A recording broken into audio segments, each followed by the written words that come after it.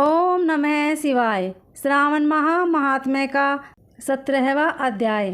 श्रावण मास की अष्टमी को देवी पवित्रारोपण, पवित्र निर्माण विधि तथा नवमी का कृत्य। ईश्वर बोले, हे देवेश, अब मैं शुभ पवित्रारोपण का वर्णन करूँगा। सप्तमी तिथि को अधिवासन करके अष्टमी तिथि में पवित्र को अर्पण करना चाहिए। जो पवित्रक बनवाता है उसके पुण्य फल को सुनिए।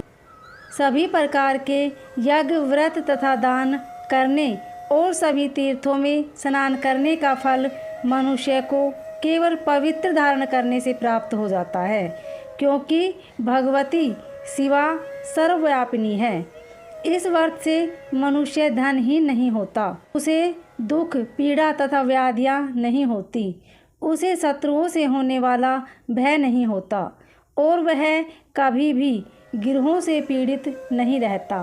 इससे छोटे बड़े सभी कार्य सिद्ध हो जाते हैं। हे वत्स, मनुष्यों तथा राजाओं के और विशेष करके स्त्रियों के पुण्य की वृद्धि के लिए इससे श्रेष्ठ अन्य कोई भी व्रत नहीं है। हे तात, सौभाग्य प्रदान करने वाले इस व्रत को मैंने आपके प्रति स्नेह के कारण बताया है।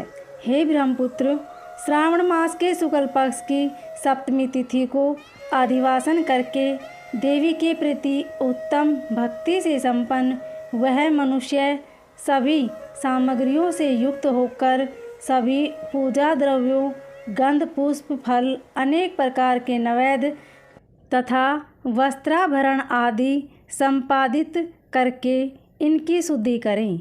इसके बाद पंचगव्य का प्राशन कराएं, चारु से दिंग बलि प्रदान करें तथा अधिवासन करें। तत्पश्चात सदृश वस्त्रों तथा पत्रों से इस पवित्र को आच्छादित करें। पुनः देवी के उस मूल मंत्र से उसे 100 बार अभिमंत्रित करके सर्वशोभा संवित उस पवित्र को देवी के समक्ष स्थापित करें। तत्पश्चात देवी का मंडप बनाकर रात्रि में जागरण करें और नट नर्तक तथा वारांगनाओं के अनेक विध कुशल समूहों और गाने बजाने तथा नाचने की कला में प्रवीण लोगों को देवी के समक्ष स्थापित करें। तत्पश्चात प्रातःकाल विधिवत स्नान करके पुनः बलि प्रदान करें। इसके बाद विधिवत देवी की पूजा करके स्त्रियों तथा द्विजों को भोजन कराएं। पहले देवी को पवित्रक अर्पण करें और अंत में दक्षिणा प्रदान करें। हे वत्स, अपनी सामर्थ्य के अनुसार कार्य सिद्ध करने वाले उस नियम को धारण करें।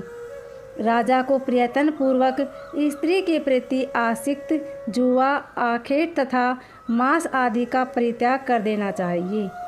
ब्राह्मणों तथा आचार्यों को स्वाध्याय का और वैश्यों को खेती का कार्य तथा व्यवसाय नहीं करना चाहिए। 7, 5, 3, 1 अथवा आधा दिन ही त्याग पूर्वक रहना चाहिए और देवी के ही कार्यों में निरंतर अपने मन में आसक्त बनाए रखनी चाहिए।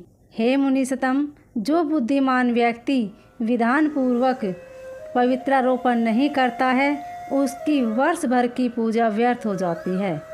अतः मनुष्यों को चाहिए कि देवी परायण तथा भक्ति से संपन्न होकर प्रत्येक वर्ष शुभ पवित्रारोपण अवश्य करें।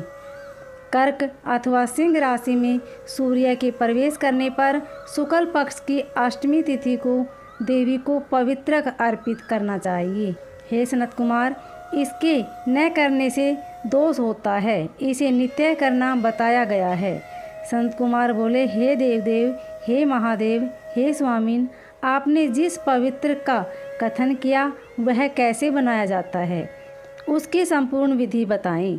ईश्वर बोले, हे सनत कुमार, सुवर्ण, ताम्र, चांदी, रेशमी वस्त्र से निकाले गए कुश, कांस के अथवा ब्राह्मणी के द्वारा काते गए कपास के सूत्र को तिगुना करके फिर उसका तिगुना करके पवित्रक बनाना चाहिए।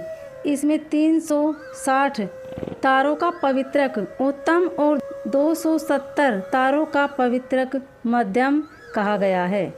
180 तार वाले पवित्रक को कनिष्ठ जानना चाहिए।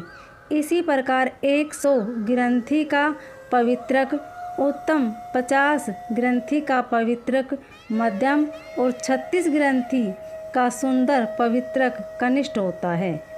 अथवा 6, 3, 4, 2, 12, 24, 10 अथवा 8 ग्रंथियों का पवित्रक बनाना चाहिए। अथवा 108 ग्रंथि का पवित्रक उत्तम, 54 ग्रंथि का मध्यम और 27 ग्रंथि का कनिष्ठ होता है। प्रतिमा के घुटने तक लंबा पवित्रक उत्तम, जंघा तक लंबा पवित्रक मध्यम और नाभि पर्यंत लंबा पवित्रक अधम कहा जाता है। पवित्रक की सभी शुभ ग्रंथियों को कुमकुम से रंग दें। इसके बाद अपने समक्ष शुभ सर्व तोभ द्रव मंडल पर देवी का पूजन करके कलश के ऊपर बांस के पात्र में पवित्रक को रखें। 3 तार वाले पवित्रक में ब्रह्मा, विष्णु तथा शिव का आवाहन करके स्थापित करें। इसके बाद सुनिए, 9 तार के पवित्रक में ओमकार, सोम, अग्नि, ब्रह्मा, समस्त नागों, चंद्रमा, सूर्य, शिव और विश्वे देवों की स्थापना करें। हे सनत कुमार, अब मैं ग्रंथियों में स्थापित किए जाने वाले देवताओं का वर्णन करूँगा। क्रिया, पौरुषी, वीरा, विजया, अपराजिता, मनोन्मणि, जया, भद्रा, मुक्ति और ईशा ये देवियां हैं। इनके नामों के पूर्व में परवण तथा अंत में नमः लगाकर ग्रंथ संख्या के अनुसार क्रमशः आवाहन करके चंदन आदि से इनकी पूजा करनी चाहिए।